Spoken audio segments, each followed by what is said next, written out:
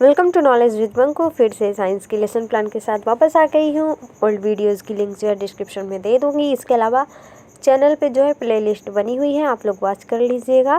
और आपके लिए अगर ज़रा सा भी हेल्पफुल है तो प्लीज़ सब्सक्राइब माई चैनल।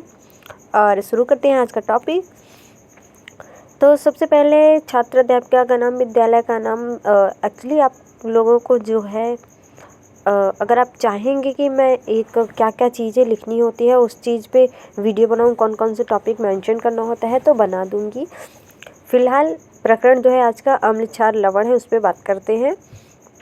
तो सामान्य उद्देश्य लिखेंगे वही 4-5 जो लिखते आए हैं कि वैज्ञानिक दृष्टिकोण उत्पन्न करना, विज्ञान के प्रति रुचि उत्पन्न करना, मानसिक और तार्किक शक्ति का विकास करना, विज्ञान के विषय में जागरूकता लाना, बस यही चीज़ें लिखना है। उसके बाद विशिष्ट उद्देश्य हमेशा बताती हूँ कि प्रकरण से रिलेटेड ही लिखना होता है। जैसे कि यहाँ पे मैंने लिखा है कि विद्यार्थी अम्ल व क्षार के बारे में जान सकेंगे, विद्यार्थी अम्ल व क्षार लवण के बारे में अंतर समझ सकेंगे, अंतर सीख सकेंगे, अम्ल क्षार व लवण को पहचानेंगे। फिर सहायक सामग्री लिखेंगे वही चाक, डस्टर, सैंपल, शिक्षण विधि, व्याख्यान विधि, स्पष्टि विधि, प्रयोग विधि। इसके बाद लिखेंगे पाठ प्रस्तावना प्रश्न, वही 2 कॉलम बना लेंगे। एक तरफ छात्र अध्यापिका कथन या छात्र शिक्षक कथन, दूसरी तरफ छात्र अनुक्रिया या बच्चे की क्रिया भी लिख सकते हैं। फिर वही क्वेश्चन करेंगे और अपने उद्देश्य कथन तक पहुंचेंगे। यही है कि बच्चों आज हम सब अम्ल क्षार व लवण के बारे में पढ़ेंगे। फिर पाठ प्रस्तुतिकरण वही 4-5 कॉलम, शिक्षण बिंदु, छात्र अध्यापिका क्रिया, छात्र क्रिया, शिक्षण विधि और सैंपट्टिकार।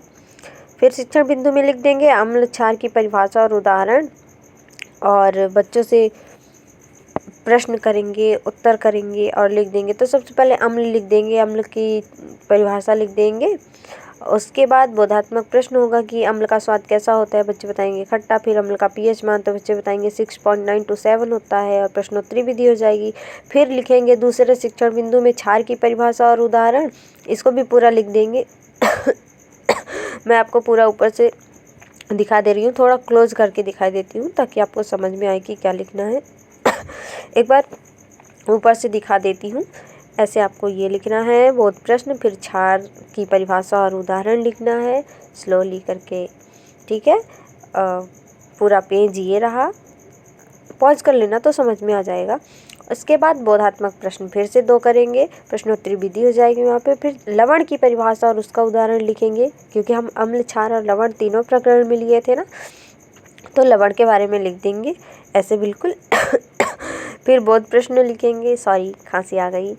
एंड फिर पुनरावृत्ति प्रश्न हो जाएगा लास्ट में। 1 या 2 क्वेश्चन ही लिखते हैं, ज़्यादा नहीं। फिर निरीक्षण कार्य लिख देंगे कि जब बच्चे सैंपट कर रहे होंगे तो कक्षा में घूमकर निरीक्षण करेंगे। उसके बाद गृह कार्य 1, 2, 3 क्वेश्चन देंगे। उसके बाद खत्म करते हैं आज का लेसन प्लान। ये रहा पूरा पेज।